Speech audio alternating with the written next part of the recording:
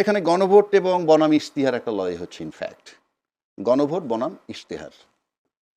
গণভোটটা legal illegal সেই chapter তো পরে, কিন্তু গণভোটের পক্ষে জনগণ রায় দিচ্ছে, আর ইশতেহারটা হলো দলীয় রায় বা দলীয় সিদ্ধান্ত। এখন উনি পান্না ভাই বললেন যে তারেক রহমান সাহেব এটার পক্ষে একবার হা বলেছেন। উনি হা বলেছেন, এতে কোনো সন্দেহ নাই, হা বলেছেন। তারপরে আর কখন, ওইটাই ছিল চূড়ান্ত লাস্ট। এখন যে পরিমাণ ভোট পেয়ে এই বিএনপি জয়লাভ করলো, এবং আমার কাছে মনে হয় যে উনি যদি হা ভোট দিতে না বলতেন তাহলে বোধহয় গণভোট ফেল করত। উনি যেহেতু হাতে ভোট দিতে বলেছেন, আমি মনে করি, কারণ আমি তো এর বাইরে যেতে পারবো না, আমি অনুমান করে কিছু বলবো না, কাজেই হা জয়লাভ করেছে। হা জয়লাভ করলে এখন তাদের জন্য এটা অব্লিগেটরি।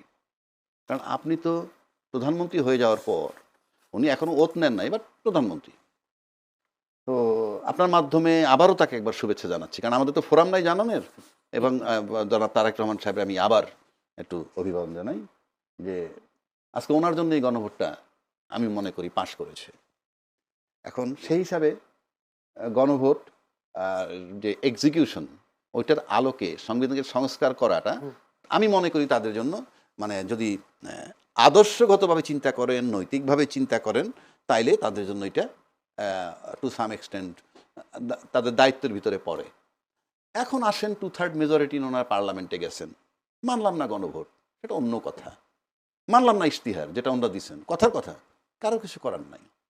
বাট আমরা যে বিগিনিংটা চাইছিলাম যে একটা শক্ত বিরোধী দল গেছে, কারণ আমি ভোটের রেশিওতে যদি বলি, সিটের রেশিওতে 213টা তারা বিএনপি, জামাত পাইছে 66টা, ওরা পাইছে 6টা। সিটের রেশিওতে কিন্তু তাও স্ট্রং, কিন্তু ভোটের রেশিওতে কিন্তু অনেক ভোট পেয়েছে। সেই হিসাবে কিন্তু জনমত একটা বিশাল ব্যাপার, তার মানে বিরোধীদের পক্ষে একটা জনমত আছে। সেইটাকে মাথায় রেখে দুটো ব্যাপার এখানে আপনি আনছেন, গণভোট আর দলীয় ইশতেহার বাদ দিলে উচ্চকক্ষে দুই পক্ষের দ্বিমত নাই, কিন্তু উচ্চ কক্ষটা গঠন হবে কিভাবে সেটা নিয়ে একটু দ্বিমত আছে। উচ্চ কক্ষটা কি গণভোটের আলোকে হবে, গণভোটের যে সিদ্ধান্ত তার আলোকে, নাকি দলীয় ইশতেহার মোতাবেক? দলীয় ইশতেহার মোতাবেক হলে সহজ বাংলা, নিম্নকক্ষে তারা পাইছে 2/3 মেজরিটি, উপরেও তারা পেয়ে যাবে 2/3 মেজরিটি। আর যদি গণভোটের আলোকে আসেন তাহলে তাদের সিট হবে পাশাপাশি, ধরেন অলমোস্ট 50-50, অলমোস্ট। তো সুতরাং সেটাই তাদের দ্বিমত থাকতে পারে, কিন্তু প্রশ্ন হচ্ছে যে এই গণভোট, পান্না ভাই বললেন যে এটা বেআইনি হয়েছে, আমি তর্কের খাতিরে ধরলাম। প্লাস মান্না ভাই আরও একটা হয়তো একটু রাগ হয়ে বলছেন যে আমি গণভোট বুঝি না, আমি এটা বিশ্বাস করতে চাই না যে উনি বোঝেন না। না, আমি ওটা বলিনি, আমি হ্যাঁ না উত্তর আমি একবারে দেব, হ্যাঁ, বা সেটাই, যে প্রশ্নগুলো রয়েছে সেই সেটাই। প্রশ্নগুলো আমি বুঝি না। বুঝি না, রাইট। আমি তো কিন্তু তারপর আমি বিশ্বাস করতে চাই না যে উনি বোঝেন না, ওনার মতো লোক বোঝে না, এইটা আমি বিশ্বাস করতে চাই না। এটা হয়তো উনি বলছেন ওনার লজিক্যালি যে উনি এটা চান না আর কি, সোজা বাংলা। কিন্তু আমি যদি সাধারণ দৃষ্টিতে আসি, জনগণ কিন্তু, সাধারণ জনগণ যারা, তারা বাংলাদেশি জাতীয়তাবাদ বোঝে না, বাঙালি জাতীয়তাবাদও বোঝে না, সংস্কার কি বোঝে না, উচ্চকক্ষ নিম্নকক্ষ বোঝে না। তাদের ভোট নিয়েই তো আমরা সংসদে যাচ্ছি। 18 বছর বয়সে একটা ছেলে মেয়ে ভোট দেয়, ঠিক জানেই তো না কিছু। উনি বলুক ওনার 18 বছরের বাচ্চা কি জানে, ভোট হচ্ছে কারে ভোট দিব, উনি কাজ করবে কি, লোকটা কে, নাম বলুক, কেউ চিনবে না। তারা কলেজে নিয়ে যেতে হয়, স্কুলে নিয়ে যেতে হয়, ধৈর্য আনতেছি, এই সেই ভোট নিয়ে কিন্তু আমরা পার্লামেন্টে যাই। তার মানে জনগণ কিচ্ছু বোঝে না যদি এইভাবে ধরি। কিন্তু জনগণ একটা জিনিস তো বুঝছে যে তারেক সাহেব বলছে হাতে ভোট দিতে, তাতে হাতে ভোট দিছে। তারপর তো হা মোতাবেক গণভোটটাকে কার্যকর করা খুব জরুরি। পৃথিবীর কেউ না জানুক, সাধারণ জনগণ না বুঝুক, উনি তো জানেন, উনি তো বলছেন। সেই হিসাবে এবং গণভোটের উচ্চকক্ষ নিম্নকক্ষ নিয়ে যখন দ্বিমত নাই, দেখেন কতগুলা মিল। আবার গণভোটের প্রস্তাবও কিন্তু বিএনপি আনছিল যখন এই সংস্কার কমিটি নিয়ে দ্বিমত হলো। আজকে যদি দ্বিমত না হইতো, গণভোটই হইতো না। এই জন্য আমি তারেক রহমান সাহেবকে বলতে চাই, উনি যদি আরও আগে আসতেন, আরও আগে আসলে হয়তো আরও সমাধান ভালো হইতো, হয়তো গণভোট আমাদের লাগতোই না। কারণ উনি আইসে কিন্তু একটা সমাধান দিচ্ছেন, নির্বাচনটা হয়ে গেল এবং হাতে ভোট দিতে বললেন। কিন্তু উনি যদি আগে আসতেন, এইটা যখন গণভোট হওয়ার আগে, ওই প্রস্তাব হওয়ার আগে যদি আসতেন, তাহলে হয়তো ওনার এই কারিশমা দিয়ে উনি এটাও পারতেন হয়তো, বা যা আমরা একটা সিদ্ধান্তে চলে যাই। মানে উনি ওনার লেট করার কারণে কিন্তু আমরা এই জটিলতাটাই পড়ছি, কারণ আলটিমেটলি তো উনি নির্বাচনটা তুলে ফেললেন এবং ভালোভাবেই উনি আসার পরে ওনার ক্যারিশম্যাটিক ইয়ে দিয়ে বিএনপি জয়লাভ করেছে। এই সব কিছু মিলাইলে আমি যেটা সিম্পল মনে করি যে এখন গণভোটকে আপনি কোনোভাবে বেআইনি এই কারণে বলতে পারবেন না, number one, it was signed by the politician, political parties. Number two, NCP দেয় নাই স্বাক্ষর, আজকে দিতে যাচ্ছে। এনসিপি সম্পর্কে মানুষের ধারণা কি? সে কিন্তু জুলাই সনদে স্বাক্ষর সেদিন না করলেও মানুষ এইটা বিশ্বাস করে না ওনারা জুলাই সনদ চায় না। কিন্তু আর যারা স্বাক্ষর করছে তারা স্বাক্ষর করা সত্ত্বেও মানুষ আস্থায় নিতে চায় না যে তারা জুলাই সনদ মানতে চায়। যদি তাই হয় তাহলে এই বিতর্কগুলো আসতেছে কেন? গণভোটে হা হয়ে গেছে, তারপরে কথা চলছে কেন? ভুল শুদ্ধ যাই হোক, ম্যান্ডেট বাই দ্য পিপল, এবং সবচেয়ে বড় দল যিনি ক্ষমতায় আসছেন তার হায়ের উপরে জনগণ বিশ্বাস কইরা আস্থা রেখে দিছে। এখন শুরুতেই যদি আমাদের আস্থা নিয়ে ক্যারিকেচার শুরু হয় কিংবা কোনো রকম কালক্ষেপণ শুরু হয় কিংবা সন্দেহ তৈরি হয়, 5টা বছর কিভাবে যাব সেটা নিয়ে আমি চিন্তিত। ফাইনালি যদি স্পিকার, যেমন স্পিকার পদত্যাগ করছে, স্পিকার কোথায় আছে আমরা জানি না, বাট উনি পদত্যাগপত্র দিচ্ছেন এইটুকু আমরা জানি। প্লাস ডেপুটি স্পিকার মানে হি ইজ ইন কাস্টডি, জেলখানা। তো আপনি তো ধরেন এই মুহূর্তে সে বোধহয় বিয়ের আসামি, একটা হত্যা মামলার আসামি হিসেবে উনি আছেন। তো আমি যতটুকু বিধান, হত্যা মামলার আসামি থেকে দিয়ে তো আপনার ওত পড়াইতে পারেন না। তারপর রাষ্ট্রপতি মনোনীত যাকে করবেন পারেন। আর এরকম ক্ষেত্রে যদি কেউ খুঁজে না পাওয়া যায় তাহলে গেজেট নোটিফিকেশন হওয়ার পর ইন 3 days সর্বোচ্চ প্রধান নির্বাচন কমিশনার পড়াতে পারে। তাহলে আমি উত্তর পেয়ে গেলাম। এই যে সেই হিসাবে কোনো অসুবিধা হচ্ছে না। আর দ্বিতীয় প্রশ্ন হচ্ছে জামায়াতের ব্যাপারে একটা হাইব্রিড ছিল, তারা ক্ষমতায় যাচ্ছে, ফলাফল দেখা গেলো কিন্তু উল্টো। জামাতের পরাজয়, এরকম পরাজয় হওয়ার কারণটা একটু বলবেন। কেউ কেউ বলছেন নারীদেরকে অসম্মান করা কিংবা 71কে স্বীকার না করা, এই বিষয়গুলো প্রভাব পড়েছে নির্বাচনে। না, আমি এবারের নির্বাচনে আমি উল্টোভাবে দেখতে যে আপনার এগুলোর জবাব আমি দিব। তার আগে যদি আপনি আসেন যে এবারের নির্বাচনে সবাই খুশি আমার কাছে মনে হয়। আমি যেখানে ভাই খুশি হতে পারেন না, ভাই খুশি হতে পারেন না, আমি ভাইকে সেটা একটু বোঝানোর চেষ্টা করি। উনি তো বলছেন এনসিপি ফ্রম ডে ওয়ান আমি দেখি নাই কেউ অ্যাকসেপ্ট করছে তাদেরকে, মিডিয়ায় বা ইন্টারভিউতে আই না, কেউই না, তাকে যে যাই বলুক ওটা নিয়ে আমার। কিন্তু আলটিমেটলি কিন্তু তারা 6টা সিট পাইছে। তো 6টা সিট যে পাইলো এতে তাদের খুশি তারা, আমি মনে করি। কেন খুশি? তাদের প্ল্যাটফর্মই থাকতো না, যাদেরকে বলা হয়েছে একটা সিটও পাবে না, 6টা সিট তারা পেয়েছে। কিন্তু কিভাবে পেয়েছে রাজাকি ভাই? এটা তো ভোটে। আমি তো কাদের ভোটে? না আমি সাদামাটা দেখে কাজটা যদি বিএনপি করতো, আমার ব্যক্তিগত ওপিনিয়ন ভাই, আমি ধরেন শেখ হাসিনাকে সরাইছি, আমরা আন্দোলন করছি, সরাইছি, ভালো কথা, যাক। একটা আন্দোলন এরকম আর একটা আন্দোলন কিন্তু 15 বছর লাগতে পারে, এটা এভরিডে হয় না। তো সেক্ষেত্রে ওই শেখ হাসিনা চলে যাওয়ার পর কিন্তু ওরা আর ওই জায়গাটায় থাকতো না, যেটা আমরা মনে করি। আমরা বোধহয় এমন একটা শক্তি উত্থান হইতেছে, এই উত্থান বোধহয় দমানো যাবে না, ইত্যাদি ইত্যাদি। আপনি তাদেরকে, বিএনপি কিন্তু অনেক খুচরো দলকে অ্যাকোমোডেট করছে একটা সিট দিয়ে, যাদের নাকি দলের প্রেসিডেন্ট খুললে ভাইস সেক্রেটারি নাম পাওয়া যায় না, এদেরকে গিলে ফেলা যাইতো। কীরকম? দিলাম, থাকো, 20টা সিটি দিতাম, 10টা সিট দিতাম, 2টা মন্ত্রণালয় দিতাম, চলে আসতো নিয়ে।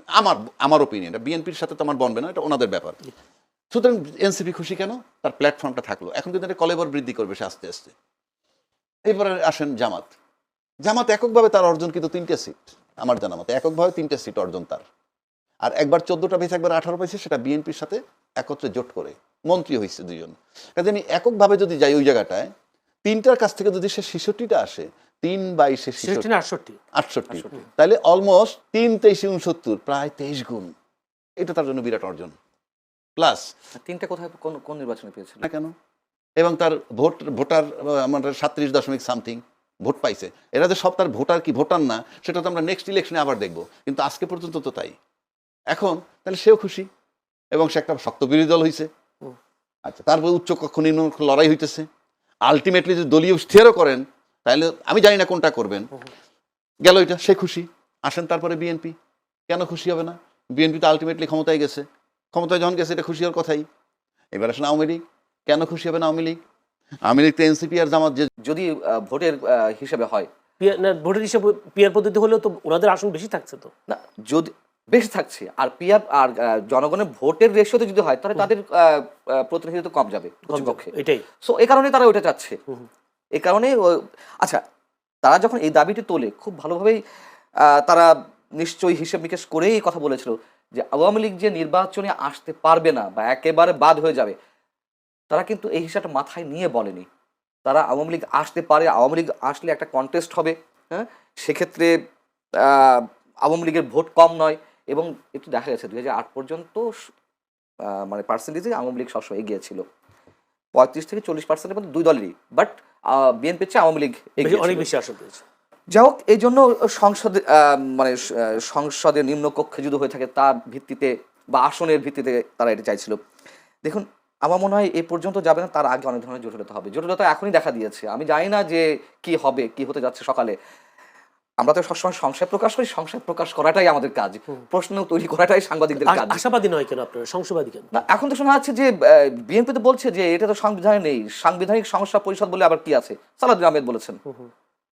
বিএনপির একাধিক সূত্র বলছে যে তারা একই সাথে সংসদ সদস্য হিসেবে এবং সংবিধান সংস্কার পরিষদের সদস্য হিসেবে ওত নিতে চায় না, তারা আগে এমপি হিসেবেই শপথ নিতে চায়, পরেরটা পরে।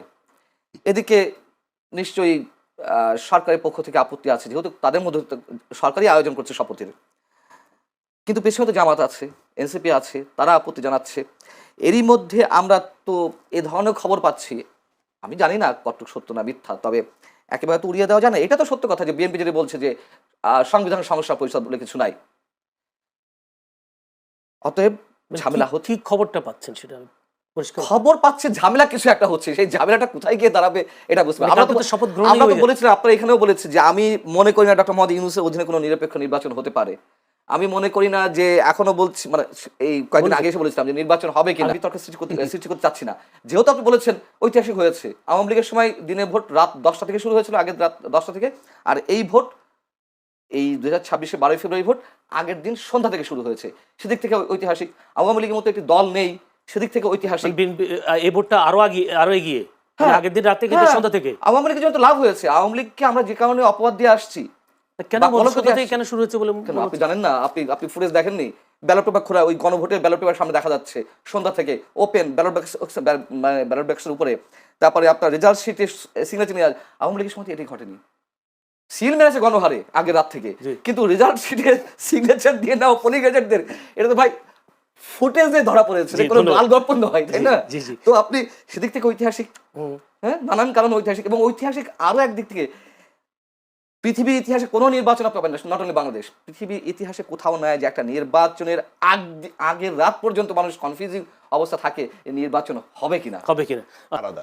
কিন্তু সাজানো ঘরে কিন্তু 18 মাসে রংচং করা হয়েছে, রদবদল হয়েছে, নতুন নিয়োগ হয়েছে। সেটাই বলছি, সেই রংচং করা হয়েছে, সেটা ভাল লাগে নাই, না লাগায় ফাইনালি একটা নির্বাচন আসলো। এখন সেই ঘরে ধরেন বিএনপি বসবে, তাহলে আওয়ামী লীগের সাজানো ঘর, সেই প্রশাসন পাহারাদার, সেখানে আজকে বিএনপি বসছে, তো সেটাও তো তাদের জন্য সুখবর। কেন যে বসছো তুমি এই ঘরে, পাহারাদার কিন্তু আমার, এগুলো তাদের কাছে আওয়ামী লীগ খুশি। তাহলে আমার কাছে মনে হয় যে এই মুহূর্তে খুশি তারা। এই সব দলই মোটা এইরকম একটা নির্বাচন আপনি মানে বাংলাদেশে কখনো ঘটে নাই। এখন বলতে সবাই খুশি, সবাই খুশি আমার কাছে মনে হয়। এবং এই নির্বাচনে এই সবাই ধন্যবাদ আপনাকে। যদি মঞ্জুর আলম পান্না, আপনার কাছে একটা প্রশ্ন, যে আসলে উনি বলেছেন আসলে সব দল খুশি, আমরা তা দেখলামও বিএনপি ক্ষমতায় এসে আওয়ামী লীগের রাজনীতি করার পথ সহজ হয়ে গেল কেমনটা মনে হচ্ছে। এই জন্য বলছি যে বিভিন্ন জায়গায় আওয়ামী লীগের কার্যালয়গুলো খোলা হচ্ছে, খুলে দিচ্ছে, জয় বাংলা স্লোগান দিচ্ছে, এবং বিএনপির নেতারা গিয়ে খুলেও দিচ্ছে এরকম। তাহলে কি বিএনপি ক্ষমতায় আসার কারণে আওয়ামী লীগের রাজনীতি করার পথটা সহজ হয়ে গেল কিনা? খুব স্বাভাবিক, খুব স্বাভাবিক। যেটি রাজাকে ভাই বলেছেন, সেই কারণে আওয়ামী লীগ খুশি। অন্তত রাজাকে ভাইয়ের এই পর্বের এই বক্তব্যে আমি সম্পূর্ণ একমত। সবাই খুশি, আমরা সবাই রাজা। এখন বিষয় হচ্ছে যে শুধু আওয়ামী লীগ, বিএনপি বা যার যার জায়গা থেকে খুশি তা না। দেখুন, এটি বাস্তবতা। বাংলাদেশের মানুষ যে দলই করুক না কেন, আমি সবসময় একটি কথা বলি, 80 থেকে 90% মানুষ মুক্তিযুদ্ধের চেতনায় বিশ্বাসী। সেই মানুষগুলোও খুশি।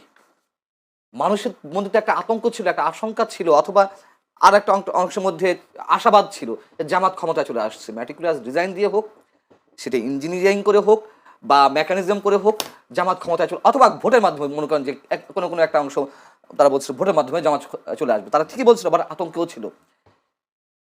আপনি নিশ্চয়ই, আমি আর কাউকে না দিয়ে উদাহরণ না দিই, আমি তো একজন সিটিজেন হিসেবে, একজন সাধারণ মানুষ হিসেবে, আমি তো চাই স্বাধীনতা বিরোধী কোনো শক্তি ক্ষমতায় না আসুক। হ্যাঁ, সেদিক থেকে আমিও খুশি, অন্তত এই জায়গা থেকে। সেটাই বলছি, জি ভাই, সবাই খুশি, এটা তো বলতে হবে। তার কারণ এই যে স্বাধীনতা 54 বছর পর এসে এখনো এই যে এনসিপি, আমি সব নেতাদের কথা বলছি না, এনসিপির বিশেষ একটি অংশ অথবা জামাতের একটি অংশ, তারা মুক্তিযুদ্ধকে যেভাবে খাটো করেছে, এটা তো মেনে নেওয়া যায় না। এবং 18 মাস, জয়নুল আপনি বলুন নিজেকে আদালতের কাঠগড়ায় দাঁড় করান, মনে করেন যে সাক্ষ্য দেন, আপনি কি নিশ্চিন্তে থাকতে পেরেছেন? মানুষের জীবনের নাভিশ্বাস উঠেছে নিরাপত্তার দিক থেকে। নতুন যে মবতন্ত্র কায়েম হয়েছিল, যে মানে কখন কে মবের শিকার হবে কেউ বলতে পারছিল না, এবং এইগুলো কে ঘটিয়েছে? সবাই মিলেমিশে ঘটিয়েছে। জামাত ঘটিয়েছে, বিএনপি লোকেরা ঘটিয়েছে, এনসিপি এখন ঘটিয়েছে। কি আশা করেন সামনে মতন্ত্র হবে কি হবে না? কি আশা কমবে তো বটেই, কমবে বটেই। মানে একেবারে যে বন্ধ হয়ে যাবে রাতারাতি তা না, তবে অবশ্যই কমবে এবং একটা সময় বন্ধও হবে, এটুকু আশা করি। এবং তারেক রহমান যে আশাবাদ মানুষের মনে জাগাচ্ছে, মানে আমি তো প্রথমে বলেছি ব্রুট মেজরিটি অবশ্যই খারাপ দৃষ্টান্ত হয়ে আছে যুগে যুগে। এবারও যে খারাপ হবে না তা বলা যায় না, তবে আমরা আশা করতে পারি। তিনি তারেক রহমান সব বিরোধী দলের নেতাদের বাসায় গিয়ে গিয়ে দেখা করছেন, এটা নতুন সংস্কৃতি, অবশ্যই এটা ভালো উদ্যোগ। জি। এবং আওয়ামী লীগের রাজনৈতিক কার্যালয় আপনি খোলার কথা বলেছেন, এটা তো আসার কথা। দেখুন, এটা তো বাস্তবতা। আওয়ামী লীগের নেতা কর্মীরা যারা অন্যায় করেছে, অপরাধ করেছে, চুরি করেছে, বাটপারি করেছে, গুম করেছে, খুন করেছে, তাদের সবার বিচার আমরা চাই। কিন্তু একটা ইনস্টিটিউশন কেন বন্ধ রাখতে হবে, যেটা রাজিক ভাই প্রথমে বলছিলেন? তো খুব স্বাভাবিক আমরা চাই। এবং এই যে টক শোতে যারা আসেন, তাদের এই অংশটাকে বাদ দিয়েন প্লিজ। ওই যে উত্তপ্ত কথাবার্তা বলে, মানে ঝগড়াঝাটি বাধায় দেয়, এবং ওই যে ইনফ্লুয়েন্সিয়াল কথাবার্তা বলে নেগেটিভলি, বাংলাদেশের রাজনীতি নষ্ট হওয়ার পিছনে এই একটা অংশ কিন্তু দায়ী। গণমাধ্যম যেমন দায়ী, এটাও দায়ী। আমরা চাই প্রতিদ্বন্দ্বিতা থাকুক, প্রতিহিংসা না থাকুক। আর একটা প্রশ্ন, সেটা হচ্ছে আপনি নিজেই বলেছেন জামায়াতের মুক্তিযুদ্ধ বিরোধী একটা শক্তি আসুক ক্ষমতা, এটা আপনিও চান না, দেশের মানুষও চায়নি, কিন্তু ভোটের দিক হিসাব করলে জামায়াতের বেশ উত্থান হয়েছে।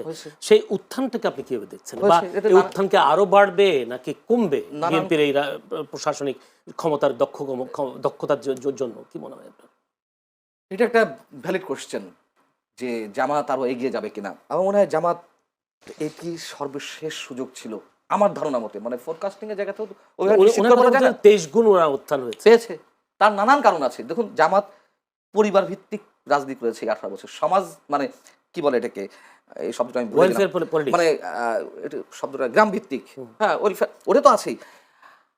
জামাতের রোকন সদস্য সম্ভবত 2008 সালে ছিল 15,000, সেটি বেড়ে হয়েছে, আমি দ্য ডিপ্লোম্যাটের পরিসংখ্যান বলছি, দ্য ডিপ্লোম্যাট বা বাংলাদেশের বিভিন্ন গোয়েন্দা সংস্থার রিপোর্ট অনুযায়ী বলেছে আওয়ামী লীগের সময় 2023-এর সেপ্টেম্বরে, 2024 7 জানুয়ারি নির্বাচনের আগে 2023-এর সেপ্টেম্বরে দ্য ডিপ্লোম্যাট একটা নিবন্ধ দিয়েছিল, প্রকাশ হয়েছিল। ওইখানে দেখাচ্ছে যে 15,000 থেকে তারা এই 15 বছরে বা 14 বছরে 70,000 সামথিং তাদের রোকন সদস্য হয়েছে। এবং তারা গ্রাম ভিত্তিক কাজ করেছে। দেখুন, এর মধ্যে আরো অনেক কারণ আছে। তাহলে আওয়ামী লীগের দমন পীড়ন ওদেরকে আরো উত্থান বাড়িয়ে দিল, এটা অবশ্যই। তাদের রাজনৈতিক কৌশল, তাদের রাজনৈতিক কৌশলগুলোকে আমি স্যালুট করি। তাদের যে সাংগঠনিক ভিত্তি, আপনি ইচ্ছা করলেই টাকা দিয়ে যে কোনো দলের সদস্য প্রেসিডিয়াম মেম্বার হয়ে যেতে পারেন। আমি চ্যালেঞ্জ করে বলছি, কয়েক কোটি টাকা, মানে দল বুঝে অবস্থা। তো শিল্পপতিরা হচ্ছে না, বড় বড় পদে যাচ্ছে না বড় দুই দলে, কিন্তু জামাতে এটি সম্ভব না। জামাতে এটি সম্ভব না। এবং এর আগেও বলেছি, জামাতের প্রত্যেকটা ছেলে বা মেয়ে যাই হোক, ছাত্র শিবির করার পর তাদের অর্থনৈতিক স্বাবলম্বী হওয়ার নিশ্চয়তা রয়েছে। তাদের ব্যাংকিং সেক্টর, তাদের অর্থনৈতিক যে সেক্টরগুলো অসাধারণ। যে দলের যেমন টাকার অভাব হয় না, চাঁদাবাজি করতে হয় না, ঠিক একইভাবে যারা শিবির করে আসে, ছাত্র সংগঠন করে আসে, তাদের চাকরি বাকরি অভাব হয় না। এদিক থেকে জামাতের রাজনৈতিক কৌশল অতুলনীয়, অভাবনীয়, অনেকটা কমিউনিস্ট পার্টি টাইপের। আগে যেমন কমিউনিস্ট পার্টি যে প্র্যাকটিসটা করতো, যাও। কিন্তু এই যে ভোট বাড়লো, দেখুন আমার কিন্তু এই ভোটে অনেকেই বলছে যে 100% সহি শুদ্ধ তো ভোট হয়নি। আগের দিন থেকে ভোট মারা শুরু হয়েছে, সিল মারা শুরু হয়েছে, কিছু না কিছু ঘটেছে। টিআইবি যে রিপোর্ট দিয়েছে আজকে, সেখানেও বলছে তুলনামূলকভাবে গ্রহণযোগ্য। তার মানে বলেনি কিন্তু 100% বা 90% বা 95% বলেনি, কিছু ঘটেছে। এবং এটি সত্য কথা, গ্রাম পর্যায়ে এবং নিম্ন আয়ের মানুষ, আমি নিরক্ষর বা অশিক্ষিত বলবো না, নিম্ন আয়ের মানুষের মধ্যে এবং গ্রাম পর্যায়ে জামাতের জনপ্রিয়তা বেড়েছে। এটাই বাস্তবতা, এটাই বাস্তবতা।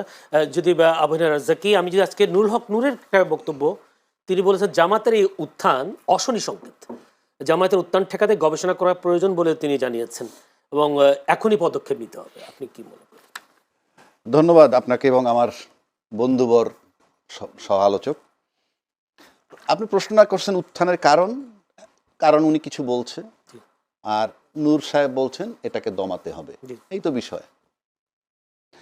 এই উত্থান কেন হইল তার, আমি আমার ব্যক্তিগত ওপিনিয়ন, এই দেশের মানুষ, আপনি যেমন মান্না ভাই একটা ভালো কথা বলছে যে জামাত খুব ক্যালকুলেটিভ। তারা বিভিন্ন প্রতিষ্ঠান করতেছে, এই কোন টাকা দিয়ে করতেছে সেটা সেকেন্ডারি, ওইটার ব্যাখ্যা তো আমার কাছে নাই, তাই না? তার ফান্ড, বাট কাজগুলো যে করতেছে সেখানে তারা কর্মসংস্থান তৈরি করতেছে। আপনার সব দলেরই সেটা ভাবা উচিত যে আমার যারা কর্মী থাকবে তাদের জন্য কর্মসংস্থান আমার দরকার। কর্মসংস্থান যত আপনি করতে পারবেন, প্রোভাইড করতে পারবেন, তাইলে পরে পরিবেশ সুন্দর থাকবে। তা নাহলে তো আপনার যত বড় দল, এত লোক আপনি অ্যাকোমোডেট করবেন কেমনে? তাদের সার্ভাইভালের ব্যাপার থাকে। সুতরাং ন্যাচারালি আমি কোনো দোষ দিচ্ছি না। আমরা বিগত 53 বছর যাবতই দেখতেছি যে বাজারে কতগুলো জিনিস প্রচলিত, এই চাঁদাবাজি, দুর্নীতি এবং টাকা পাচার। 3টা বিষয় যদি আনি, এর ভিতরে দুর্নীতিটা কিন্তু এলাকায় মহল্লায় হয় না, ওটা প্রাতিষ্ঠানিক। টাকা পাচার সেটাও লিমিটেড লোকেরা করে, ব্যাংক লুট করে পাঠায় দেয়, যেমন নানান। চাঁদাবাজিটার এফেক্ট কিন্তু সাধারণ লোকের উপরে পড়ে, 18 কোটি লোকের উপরেই পড়ে। এটা মাঠে এই কাজটা চলে। তো সামহাউ তাদের সম্পর্কে এই ধারণাগুলো আছে, যেহেতু পান্না ভাই বলছে তাদেরকে প্রোভাইড করতে পারে, সুতরাং তারা চাঁদাবাজিতে থাকে না। কিংবা মানুষের বিশ্বাস, তারা নাকি হাদিয়ে নেয়, হোয়াট এভার ইট ইজ, সেটা উইদিন দেয়ার কমিউনিটি, সাধারণ লোকের কাছে আসে না। তাহলে চাঁদাবাজ বিরোধী একটা বিষয়, মানুষ বিনা কারণে চাঁদাবাজ বিরোধী। কারণ আপনি যারা চাঁদা নেয় তারা কিন্তু দলীয় ছত্রছায়ায় নেয়, যে যখন নেয় দলীয় ছত্রছায়ায় নেয়। এই চাঁদাবাজ বিরোধী হিসাবে তাদের উপর আস্থা হয়েছে।